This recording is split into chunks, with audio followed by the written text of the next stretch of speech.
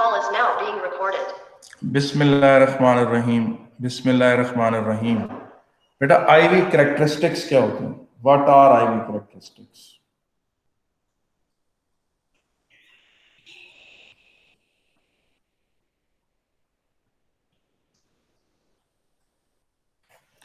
Of a device. फर्ज करें ये मेरे पास कोई डिवाइस है, कोई चीज है, कोई इलेक्ट्रिकल अप्लायंस है, कोई रेजिस्टेंस है, कुछ भी, एनीथिंग जिसमें से करंट फ्लो कर सकता है, एनीथिंग जिसमें से करंट फ्लो कर सकता है बेटा, ठीक है। इट कैन बी एनीथिंग जिसमें से करंट फ्लो कर सकता है। अब ये पॉइंट ए है इसका, ये इसका टर्मिनल पॉइंट बी है, ठीक है कि नहीं। हमने यहां पर जोड़ दिया एक वोल्ट मीटर। आपको पता है वोल्ट मीटर हमेशा पैरेलल में जोड़ा जाता है, और आइडियली स्पीकिंग वोल्ट मीटर की रेजिस्टेंस इनफिनिट होनी चाहिए। उसके बाद हमने यहाँ इसके सीरीज में जोड़ दिया एक एम मीटर। एम मीटर आपको पता है कि हमेशा सीरीज में जोड़ा जाता है, वोल्ट मीटर हमेशा पैरेलल में जोड़ा जाता है, और वोल्ट मीटर की रेजिस्टेंस इनफिनिट होनी चाहिए, और एम मीटर हमेशा सीरीज में जोड़ा जाता है, और उसकी रेजिस्टेंस आइडियली स्पीकिंग जीरो होनी चाहिए। अच्छा, अब उसके बाद सर ये हो भी सकता है सर, क्या? किसी चीज की इंफिनिटी हो रेजिस्टेंस और किसी चीज की रेजिस्टेंस जीरो। असल में ये है कि आइडियल डिफाइन करना जरूरी होता है ताकि उसके करीब तरीन जाया जा सके।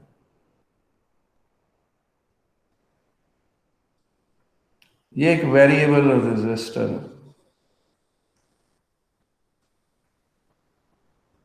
वेरिएबल रेजिस्टर की इसलिए जरूरत पेश आई कि करंट कम ज्यादा हो सके।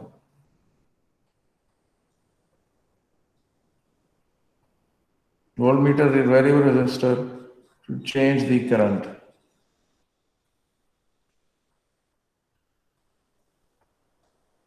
ठीक है, और ammeter to record the current.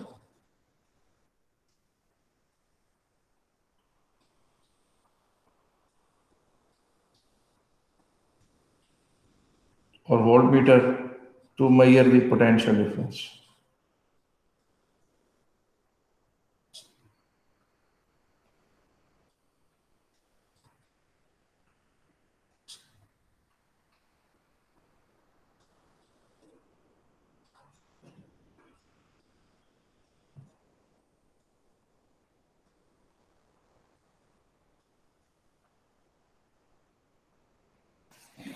ये वेरिएबल रेजिस्टर है टू चेंज द करंट बेटा। अब ये आपने, और जो डिवाइस जिसके बारे में आप वरीड हैं वो ये वाली डिवाइस। इसमें ये है कि अगर टर्मिनल ए से बी करंट फ्लो कर रहा हो तो हम फ्लो ऑफ करंट को पॉजिटिव लेंगे, और टर्मिनल ए पॉजिटिव हो तो हम वोल्टेज को भी पॉजिटिव लेंगे। इस तरीके से हम यहां ले लेते हैं सीरियल नंबर वोल्ट मीटर इन वोल्ट्स, और फिर एम मीटर इन ये एम्प्स करंट। तो हमने इसके इस तरह से किया कि इसमें देखा कि जब 0 वोल्ट थे तो करंट कितना था, 0 ampere, let's suppose for a while. और फिर जब हम लेट्स से कि 5 वोल्ट हुआ तो लेट्स से कि करंट यहाँ पर 1 एम्पियर हो गया। जब यहाँ 10 वोल्ट हुए तो यहाँ 2 एम्पियर हो गया। 15 वोल्ट हुए तो करंट 3 एम्पियर हो गया। तो इसी तरीके से फिर आपने ये किया कि इस बैटरी को, इस रेजिस्टर को उल्टा कर दिया। उल्टा किस तरह से कर दिया? इसे यूं जोड़ा कि इसका जो टर्मिनल ए है वो यहां आ गया, और टर्मिनल बी यहां आ गया। अब करंट जो है वो टर्मिनल बी से ए की तरफ फ्लो कर रहा है। इसकी वजह से करंट आप नेगेटिव ले लिया आपने, और वोल्टेज भी आपने नेगेटिव ले ली। तो वोल्टेज और करंट दोनों नेगेटिव हो गए। आप उसको यूं प्लॉट कर लो।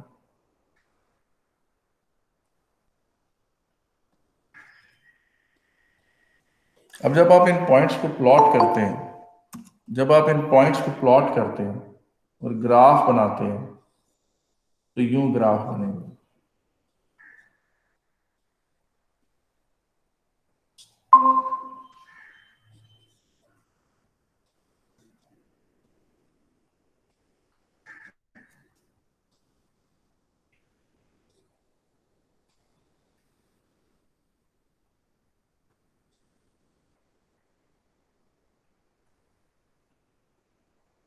यूं।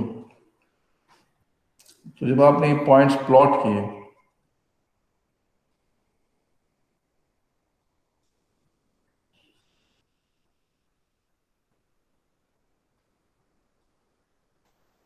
तो आपको एक स्ट्रेट लाइन मिली जो पासिंग थ्रू ओरिजिन थी। Straight line passing through origin, straight line passing through origin. ठीक, ये मेरे बनाने में थोड़ी सी गलती होगी, लेकिन इसको ये इस तरह आप कह लें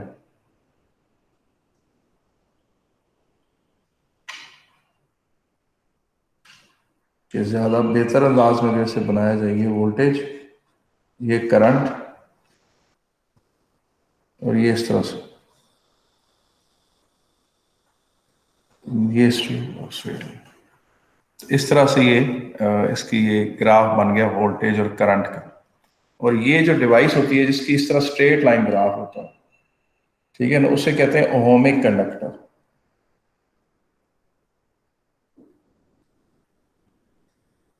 डिवाइस या रेजिस्टर या एप्लायंस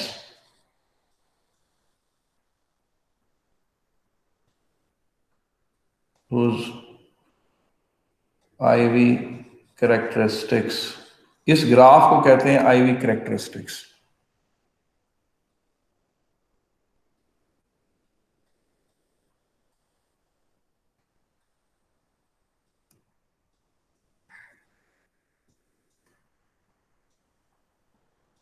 तो origin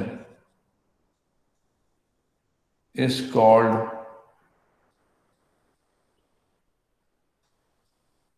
ohmic device as it obeys Ohm's law। As it obeys Ohm's law, ठीक है कि नहीं। और इसको कहते हैं ओहमिक डिवाइस, ठीक है कि नहीं। इट ओबेज ओहम्स लॉ, ठीक है। कौन सी चीजें ओहम्स लॉ को ओबे करती हैं? Metals at constant temperature, metals और बाकी भी कोई भी सब्सटेंस जनरली जिसके अंदर कोई फिजिकल चेंज ना आए, metals and some other substances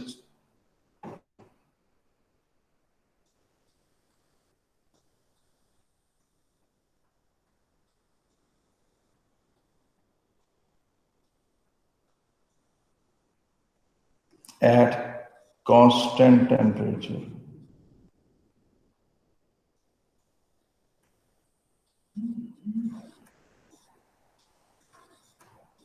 obey Ohm's law। Metal and some other materials at constant temperature obey Ohm's law, ठीक है कि नहीं है। मुझे बताएं यहां तक कोई इशू तो नहीं है। Hello no hello. Sir. Sir Ohm's law आप याद दिला सकते हो क्या था? अल्लाह के बंदे, कल उसकी 3 एप्लीकेशन पढ़ी थी आपने। Voltage is directly proportional to current बेटा। Voltage is equal to the product of current into resistance. यही चीज आपने ओ लेवल में पढ़ी थी। यही चीज आपको पता है कि डेफिनेशन ऑफ उसके लिए भी इस्तेमाल होती है। अच्छा सर मेरा एक सवाल है, जो यानी रेजिस्टर्स ओम्स लॉ ओबे नहीं करते उनमें क्या ग्राफ स्ट्रेट लाइन नहीं होता, या फिर वो जी ग्राफ जो ओरिजिन के थ्रू पास नहीं करता? बेटा straight line, for example bulb filament,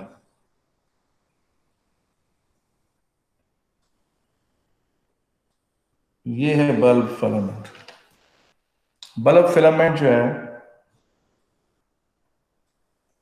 it becomes hot due to current, due to heating effect of current,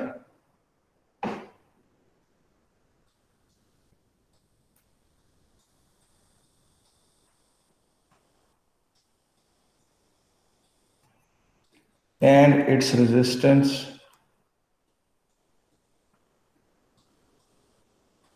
increases. Its resistance increases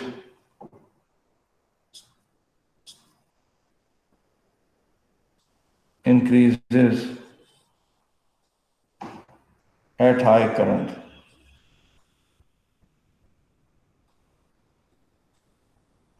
इसका ग्राफ, इसका जो रेजिस्टेंस के साथ टेम्परेचर का ग्राफ है, ये इसकी रेजिस्टेंस और टेम्परेचर का ग्राफ है, वो ये, और इसका जो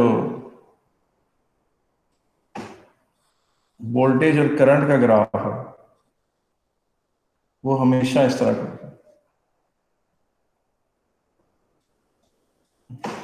है। ऐसा नहीं है कि ओम्स लॉ गलत है, ओम्स लॉ ठीक है, मगर इसमें क्या होता है कि ड्यूरिंग इट्स ऑपरेशन ये अपना बिहेवियर, चूंकि इसमें इसकी रेजिस्टेंस ही चेंज हो जाती है, तो अगर इसको बल्ब फिलामेंट को भी आप सम हाउ द अदर इसका टेम्परेचर मेंटेन कर सके ना, तो ये डॉटेड लाइन फॉलो करेगा।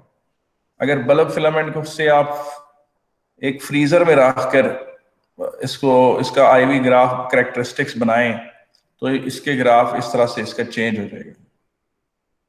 ठीक है कि नहीं है? कोई इशू तो नहीं है बेटा? हेलो, ठीक है। और फिर देखें, थर्मिस्टर एक चीज जो होती है,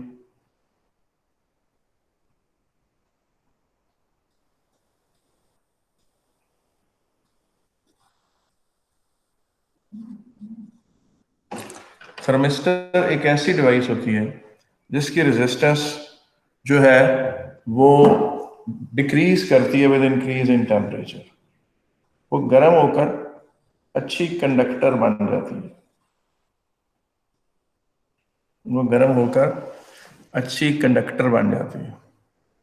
वो जब गर्म होकर अच्छी कंडक्टर बन जाती है तो उसमें भी उसकी रेजिस्टेंस, ही current its resistance decreases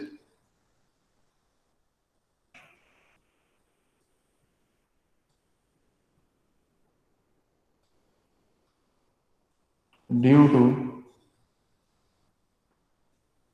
heating effect of current. और इसका जब आप आईवी कैरेक्टरिस्टिक्स लगाते हैं, आपको पता है इसका आईवी सर्किट जो बनाएंगे इसके आईवी कैरेक्टरिस्टिक्स के लिए, वो तो आपको पता ही है।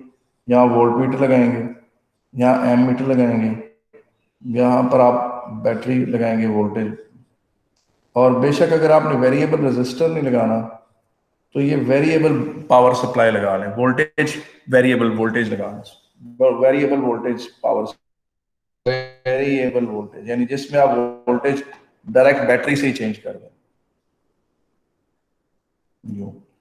तो आप देखेंगे कि इसका जो करंट टाइम ग्राफ होता है इसका, वो इस तरह का होता है।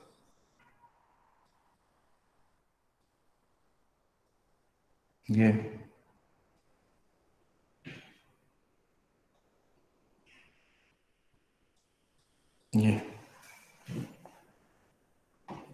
ठीक है कि नहीं? इसी तरह से एक और डायोड चीज होती है, इसको कहते हैं, जी जी सर इसे ऊपर करें, वो उसमें पहले वाला जो बल्ब फिलामेंट है उसमें भी हीटिंग इफेक्ट हो रहा था, लेकिन उसकी वजह से रेजिस्टेंस इंक्रीज हो रहा था, और इसमें हीटिंग इफेक्ट हुआ है, इसमें रेजिस्टेंस डिक्रीज क्यों हो रहा है? ये एक बड़ा प्यारा क्वेश्चन है।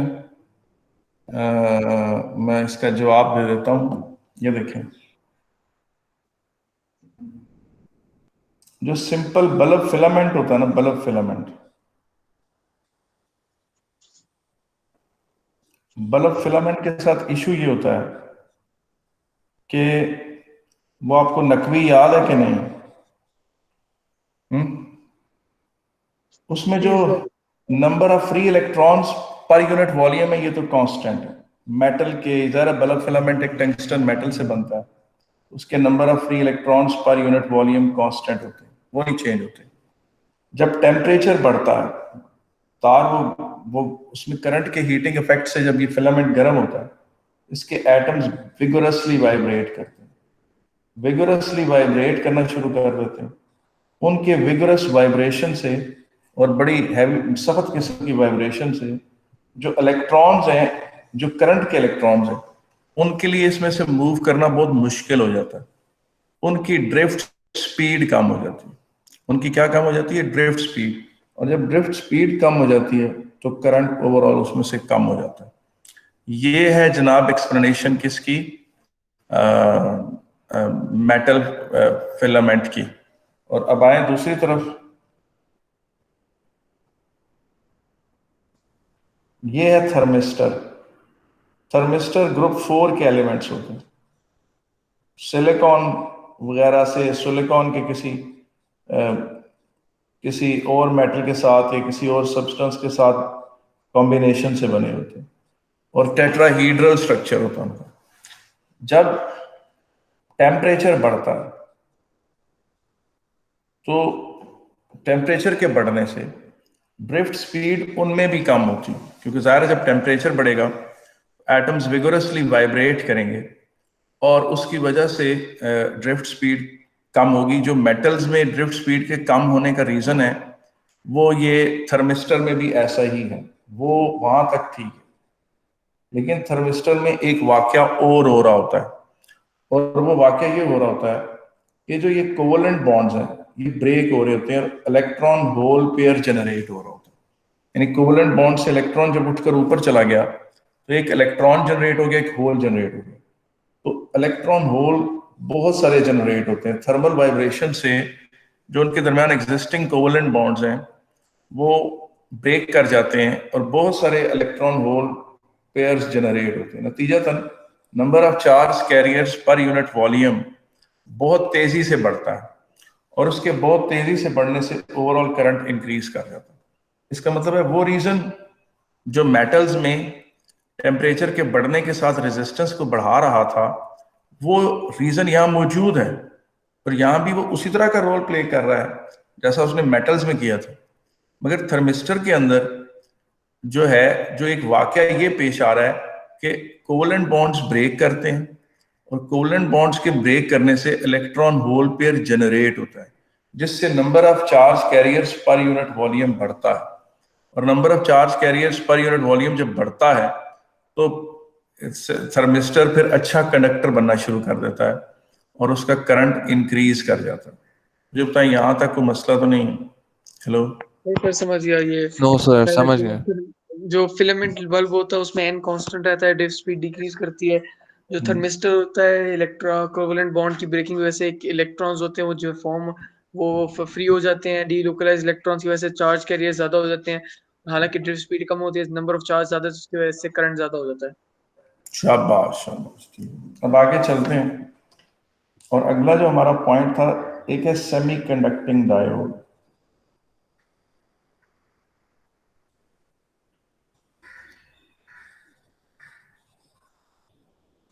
सेमी कंडक्टिंग डायोड या जिसको पीएन जंक्शन भी कहते हैं। ठीक, आप मुझे 1 मिनट का ब्रेक दें जरा, just give me 1 minute break.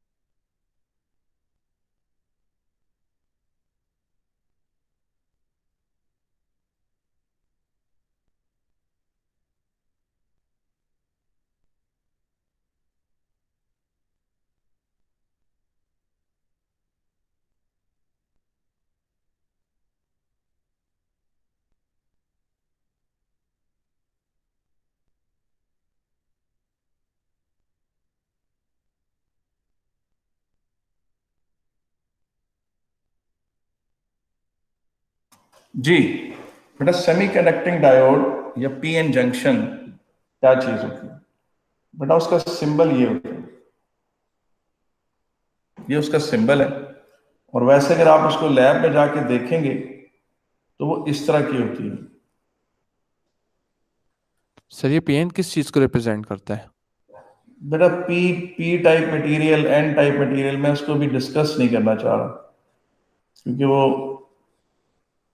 असल में टीचर्स की जो एक्सप्लेनेशन है ना, उसका तल्लक एग्जाम पर्सपेक्टिव से भी बहुत होता है, क्योंकि एग्जाम में चीजें नहीं पूछी जाएंगी तो फिर मैं उसे टच नहीं करूँ।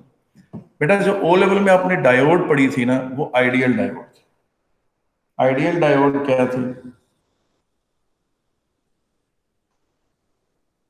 आइडियल डायोड ये थी कि इस तरफ को वो सुपर कंडक्टर थी,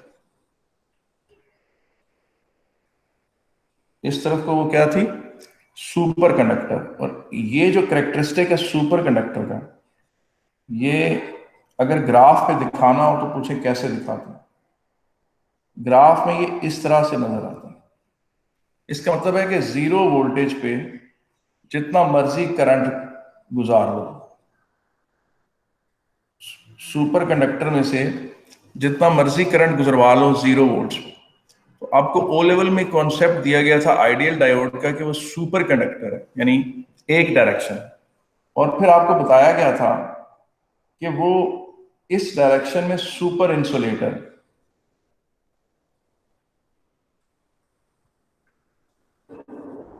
अब वो सुपर इंसुलेटर है, इसे आईवी ग्राफ के ऊपर दिखाना हो तो यहां दिखाएंगे। इसका मतलब है कि रिवर्स डायरेक्शन में चाहे -1 वोल्ट लगाओ, चाहे -2 वोल्ट लगाओ, चाहे -3 वोल्ट लगाओ, चाहे -4 वोल्ट लगाओ, तो वो कंडक्ट ही नहीं करती। तो जो आइडियल डायोड होती है, जो ओ लेवल में आपको पढ़ाई गई थी, उसके वोल्टेज और करंट ग्राफ जो है वो इस तरह का बनता है। पर्पल कलर में बना देता हूं, यूं यूं, कि इस तरफ को सुपर कंडक्टर और रिवर्स एरो के ऑपोजिट सुपर इंसुलेटर। लेकिन प्रैक्टिकली ना ही वो सुपर कंडक्टर थी, ना ही वो सुपर इंसुलेटर थी, ना वो प्रैक्टिस एक तरफ में, ना ही सुपर कंडक्टर थी, ना ही सुपर इंसुलेटर। किस तरह? ये देखें, ये वोल्ट मीटर, ये एंड उसका पॉजिटिव, ये एंड उसका नेगेटिव है। यहां पर आप एम मीटर नहीं लगाए, मिली एम मीटर लगाए। यहां आप वेरिएबल वोल्टेज लगाए, वो वोल्टेज जिसे आप चेंज कर सकते हैं। और यहां पर आप सीरियल नंबर लिखें, यहां वोल्ट्स लिखें, यहां करंट इन मिली एम्प्स लिखें, और इसको आप प्लॉट करना शुरू करें। आप देखेंगे जब उसके ऊपर 0 वोल्ट थे तो कोई करंट नहीं था, 0.1 वोल्ट हुआ तो कोई करंट नहीं था, 0.2 वोल्ट हुआ तो कोई करंट नहीं, 0.3 वोल्ट हुआ तो कोई करंट नहीं, अगर ये सिलिकॉन डायोड है तो। और ये देखिए 0.40, 0.6 के बाद कहीं जाकर इसने कंडक्ट किया, और फिर एकदम 0.7 वोल्ट पे से 15 milli ampere, let's say 0.8 milli ampere पे 20-30 मिली एम्पियर, फिर एकदम काफी तेजी से कंडक्ट किया इसने, अच्छा कंडक्ट किया। इसको जब ग्राफ में हमने शो करना है तो ये इस तरह का ग्राफ बनेगा इसका।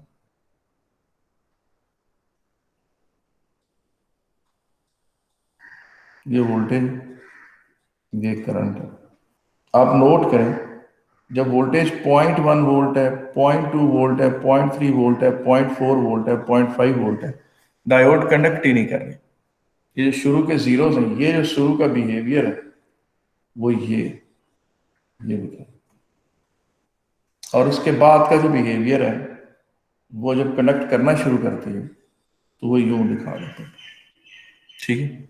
और इसको अगर आपको देखेंगे तो बाज दफा आपको कैम्ब्रिज में ये थोड़ा आइडियलाइज करके वो यूं दिखाते हैं, ऐसे यूं उसको दिखा देते हैं।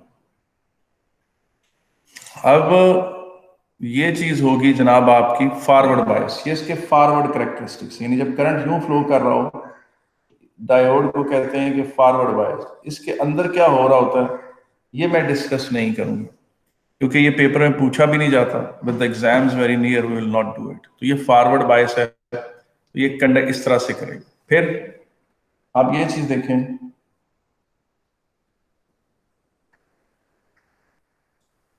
अगर ये डायोड इस तरह से और आपने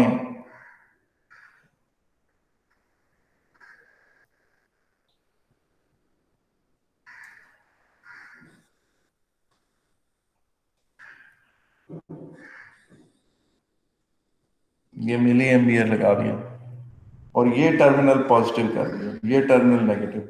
अब जब करंट यूं फ्लो करने की कोशिश करे, इसे रिवर्स बायस्ड कहते हैं। और यहां पर आपने वेरिएबल वोल्टेज लगाई हुई है और ये इसका स्विच है जिसे क्लोज किया यूं कर दिया। तो इससे क्या होगा, व्हाट विल हैपन, इससे ये होगा कि इसमें मैंने आपको बताया था, इसमें हमने ओले ओले पढ़ा था कि सुपर इंसुलेटर बना दी थी आपने, लेकिन इस तरह ये होता नहीं। इसमें भी आप वोल्टेज 0.1 वोल्ट लगाएं तो कोई करंट नहीं फ्लो करेगा, 0.5 वोल्ट पे ले जाएं कोई करंट नहीं फ्लो करेगा, 1.0 वोल्ट पे ले जाएं कोई करंट नहीं फ्लो करेगा, 1.2 वोल्ट जीरो, 1.3 पे से जीरो।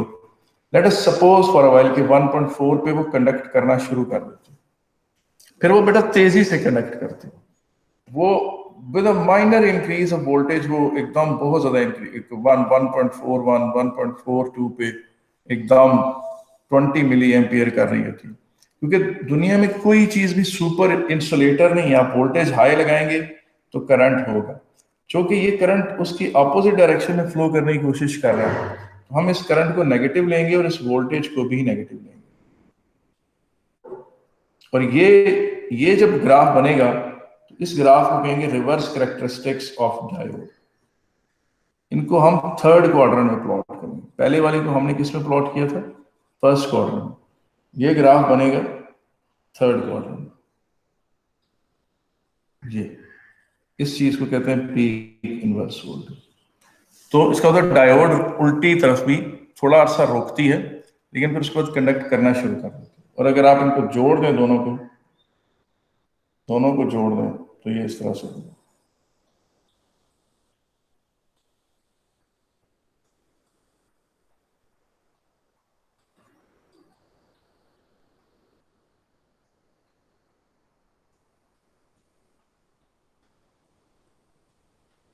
ये तो ये वाहिद डिवाइस है जिसके दोनों तरफ, यानी एक तरफ इसकी कैरेक्टरिस्टिक्स और हैं, दूसरी तरफ और। ये ग्राफ आपको पेपर में बाज़ इस तरह करके मिलेगा, इस तरह बना हुआ होता है ग्राफ पेपर में, आइडियलाइज करके ना। कभी रियलिस्टिक बनाया हुआ होता है, कभी वो बनाया हुआ होता है जो इस तरह से। तो ये था जनाब आईवी कैरेक्टरिस्टिक्स। ये क्या है जनाब, ये कहलाते हैं जनाब आईवी कैरेक्टरिस्टिक्स। इससे ये पता चलता है कि जनाब, इससे ये चीज पता चलती है कि आप जो है ये जो आपने जो चीज पढ़ी वो दो तीन चीजें पढ़नी है आपने। पहली चीज आपने पढ़ ली कि ओहमिक कंडक्टर कौन सा होता है। अच्छा, ओहमिक कंडक्टर ऐसा नहीं है कि ओहम्स लॉ को गलत है, कुछ जगहों पर एप्लीकेबल है, कुछ जगहों पर एप्लीकेबल नहीं, ऐसा नहीं है।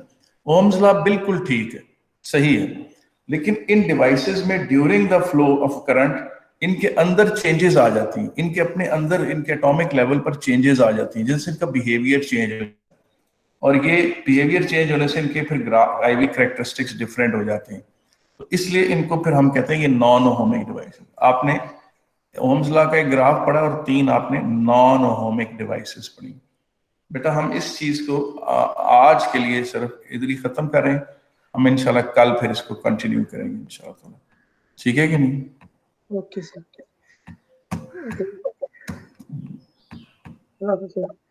अल्लाह